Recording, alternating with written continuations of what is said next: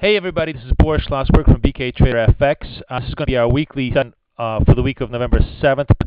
I'm going to ask you for your forgiveness ahead of time. It's going to be a very, very short session because I'm operating very low bandwidth on the road here, and therefore I'm going to make this as short as possible. Next week I'll do a much more detailed analysis of all of our trades. But the key thing I want to talk about this week is selectivity. And the whole idea is that we had 3 out of 3 winners this week, and it was no mistake we did this because we were very, very selective in what we did this week, and I think it really paid off for all of us. First example was the Euro-dollar trade on Monday. And you can see we entered right here and made very nice 80 points on in nice smooth in about 12 and 15 hours. Here's the idea behind it, that the whole currency pair is very much in uptrend all the way through the last couple of weeks. One of the things that novice traders tend to always do is they want to fade this trend before the trend actually really ends, and it's always a big mistake.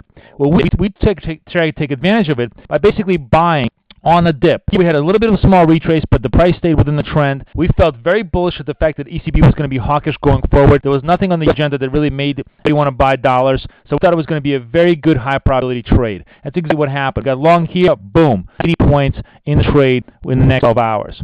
Next trade was the Aussie dollar trade, and it was an interesting trade simply that it worked. Many of you were disappointed, and I tell you to stop being disappointed about this trade because it's one of those kind of things that happens all the time in trading. We got long at 3 o'clock over here, right ahead of the RBA rate decision, because we thought the RBA rate decision was going to be positive. It was much an uptrend, and it was very good levels. We were right at the lower end of the Bollinger Bands, so it gave us a good opportunity to the trade. As we put, the RBA did raise rates, and the trade really run and made 70 or 80 points, but we moved ourselves to protect ourselves from any further negative action. We got stopped and retraced for plus 10. That happens all the time. It's like a bad day at the office. If you're going to let one single trade affect you, you're never going to be able to successful trading. Just think about it. How many days out of 150 working days in the office do you have to go bad? On any single day, if you were just simply to give up, oh, I don't want to do my job, you'd never be able to work consistently for the rest of your life. There's going to be 1,000 different trades that go on for 1,000 different reasons all the time. No one single trade, 2 or 5 or 10 or even 20 trades should dissuade you from doing what you should be doing for good ideas. Ensure that you place proper risk portions. So here, let me show you one last trade. This is the dollar-yen trade. And here's a trade that I think was the most interesting trade of the week.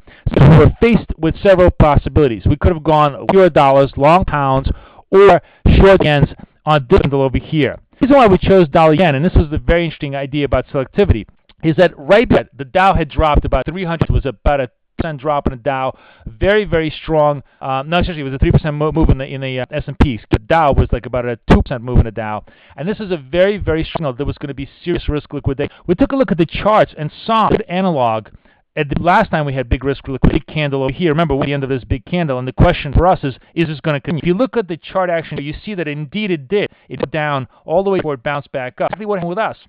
We went short dollar-yen, and we instantaneously went in the money. Then, I think, 2 hours, made plus 30 points on the move right away as everything moved down. Because remember, when you're trading, the question is to be a little bit humorous about it. It's not a question of finding the right trade right now. Because your whole idea is to be correct timing as well as philosophy behind trade. We'll all be right in the long run.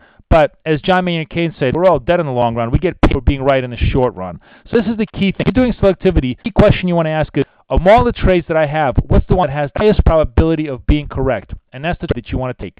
Taking dollar-yen was the right idea that we did on Thursday night. Made us some nice money. We're 3 for 3 for the week, and we wish you the best of luck. And I will talk to you next in more length and more great ideas. Take care, everybody.